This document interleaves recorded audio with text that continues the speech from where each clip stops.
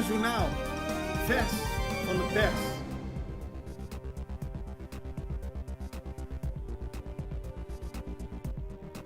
Welkom bij Extra Journaal. Fijn dat u weer kijkt. Fijne week alvast gewenst. Er is weer veel gebeurd afgelopen weekend. We gaan daarover praten. Na de reclame ook wat meer aandacht voor de gevolgen van de val van het Nederlandse kabinet voor Curaçao. Maar laten we beginnen met het belangrijkste nieuws hier op ons eiland. Bescherming na brandstichting. De auto van het hoofd van de veterinaire dienst, Arnold Dwarkasing, is in de brand gestoken en daarom krijgt hij politiebescherming. Dat vindt ook plaats voor zijn vervanger. De Extra schrijft er vandaag over. Afgelopen zondag werd bekend dat de auto van Dwarkasing in Julianadorp in brand is gestoken. De afgelopen periode lag hij onder vuur omdat hij 2 honden zou hebben laten inslapen op de luchthaven. Dwarkasing werd 3 maanden geschorst en mag in die periode niet op zijn werk verschijnen. Zowel de minister-president Gilma Pik-Pissas als minister van Gezondheid Javier Silvania zeggen dat mensen zich aan de wet moeten houden en dat wangedrag niet wordt getolereerd. Daarnaast vragen ze de bevolking om niet aan eigendommen van medeburgers te komen. APVO veroordeelt brandstichting. Ook vanuit de APVO is er met harde woorden gereageerd op de brandstichting van de auto van Arnold Dwarkasing. Volgens Raymond Margarita van de APVO kreeg hij om 4 uur 's ochtends op zondagochtend het bericht te horen dat een auto in de brand was gestoken. Margarita betreurt het dat op sociale media en in talkshows de afgelopen dagen Dwarkasing aan de schandpaal is genageld. Hij vindt dat er anders moet worden omgegaan met ambtenaren en zeker geen auto's in de brand moeten worden gestoken. Val Rutte 4 kwam op cruciaal moment. Volgens de regering van Curaçao, minister-president Gilma Pik-Pissas, kwam de val van het kabinet Rutte 4 voor Curaçao op een cruciaal moment. Er zijn veel overleggen plaats en juist die overleggen zijn nog niet afgerond. Volgens Pissas gaat het onder meer over een gemeenschappelijke agenda voor de uitvoering van hervormingen op het eiland en programma's zoals het Nationaal Groeifonds en verbetering van de kwaliteit van het onderwijssysteem, maar ook de herfinanciering van de coronaleningen. Daarover later in de uitzending meer. Van Huffelen blijft doorwerken. De staatssecretaris van Koninkrijksrelaties Alexandra van Huffelen heeft laten weten deze week dat haar kabinet de inhoudelijke verschillen niet heeft kunnen overbruggen en daarom is gevallen.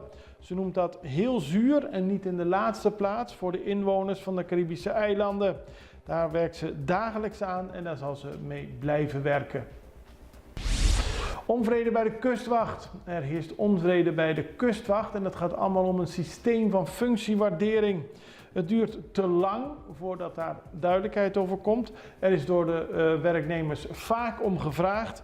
Het is opgezet door Deloitte en er is nog steeds geen duidelijkheid over. Dat leidt tot onrust, want op basis van die functiewaardering zouden er ook speciale voorwaarden voor de werknemers en wellicht ook betere salariëring kunnen worden geregeld. In ieder geval, men wil een uitslag van deze functiewaardering. Dat duurt te lang en daardoor is er onvrede. Braam biedt excuses aan. Eduard Braam, parlementariër voor de MFK, kreeg vorige week in hoger beroep te horen dat er geen reden was waarom hij geen minister had kunnen worden. In ieder geval, hij had door de screening kunnen gaan. Het gaat allemaal om een zedendelict van 20 jaar oud. Hij is daar niet voor veroordeeld. Maar nu deze zaak achter de rug is, Braam had volgens eigen zeggen minister kunnen worden, is het niet geworden. De zaak ligt achter hem. Hij biedt de bevolking van Curaçao zijn excuses aan voor wat er gebeurd is. Hij had beter moeten weten, hij is zo niet opgevoed en hij wil vooral onder deze zaak een streep zetten. Opnieuw veel mis bij controles. Het was een grote controle die afgelopen weekend werd gehouden bij 17 bars, restaurants en truckypangs, onder meer in de Penstraat, op de Rooseveltweg, op de Montjieweg, in Wici. Allemaal zaken zijn gecontroleerd en van de 17 gecontroleerden waren er 7 niet op orde. Daarbij ging het onder meer aan een gebrek aan documenten, vergunningen die niet konden worden overhandigd en het illegaal vullen van flessen met alcohol. Dat mag niet, zoals u weet. En ook karaoke organiseren waar het niet is toegestaan, mag ook niet. Dus de controles zullen blijven doorgaan. Dit was het belangrijkste nieuws. Na de reclame gaan we verder. Tot zo. Back to school com KFC, Pizza Hut e Subway. Bota imaginabu, 7 de Augustus, bota hanya Yamada. Bota bisabu, bota chegar na dona di back to school package, incluyendo laptop, wifi dongle di Digicel, com anya di data. Boga tinha chance aqui? Compra na KFC e Pizza Hut pa 25 florin of mas, Of na Subway pa 5 florin of mas e llena bodatos nang patras di bobon e deposite de nos back to school raffle box. pa mas informação, Check nos website. Back to School, patrocina pa KFC, Pizza Hut. Subway. Itapirama.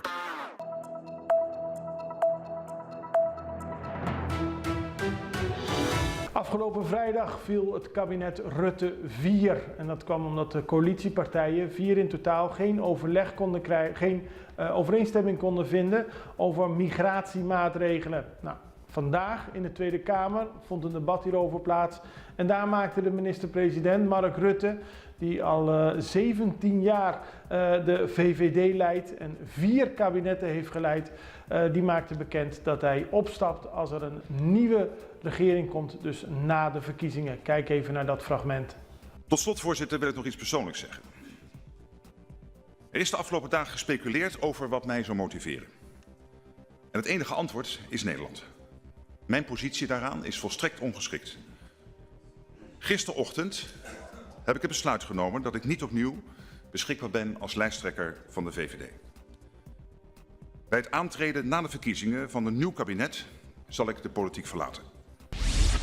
En wat betekent dat voor Curaçao? Nou, minister-president Kilma Pik-Pisas heeft zondag laten weten dat, zoals ik net al zei, de val van het kabinet op een cruciaal moment komt.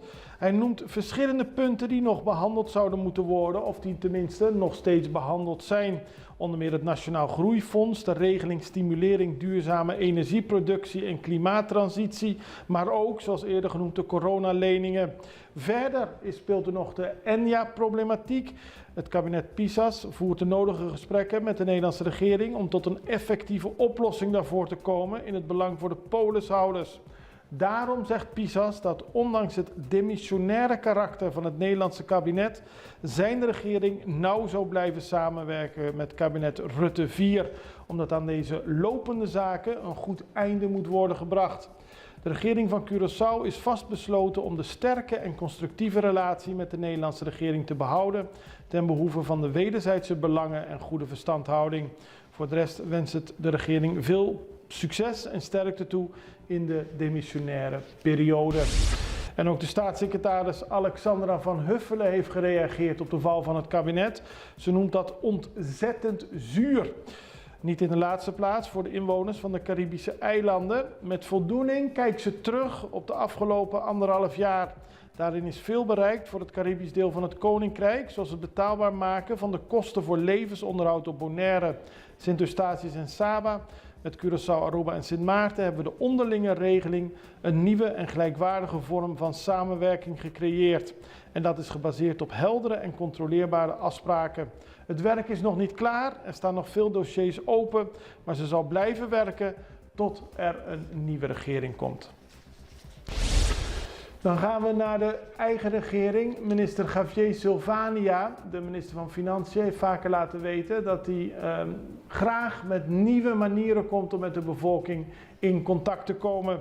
Hij heeft nu laten weten dat als mensen opmerkingen of vragen hebben over de controles op het gebied van gezondheid en hygiëne, ze hem rechtstreeks kunnen mailen. Silvania staat klaar voor de burger en u ziet op deze video de 2 mailadressen waarnaar u een bericht kunt sturen. Op die manier wil Silvania direct horen van de burgers wat er aan de hand is op Curaçao. En dan gaan we tot slot naar een heel ander bericht. Het is net binnengekomen van onze fotografen. Het Johnny Cake standje, een trucky pang bij de rotonde van Zeegu, is vannacht opengebroken en er is veel schade aangericht. Waarom zoiets gebeurt? Ja, veel mensen denken toch dat het te maken heeft met baldadigheid. Zoals bekend zit er geen geld in een Johnny Cake steentje. Maar de schade is er niet minder om.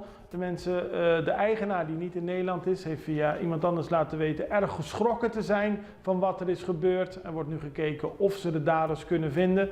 Maar het gaat waarschijnlijk om vandalisme. En in dit geval toch wel heel treurig. Nou, dit was het belangrijkste nieuws. Allemaal verschillende zaken. Morgen zijn we er weer. Dan brengen we u weer op de hoogte van het laatste nieuws. En ik hoop u dan weer te zien. Tot die tijd het allerbeste. Tot ziens. Dag.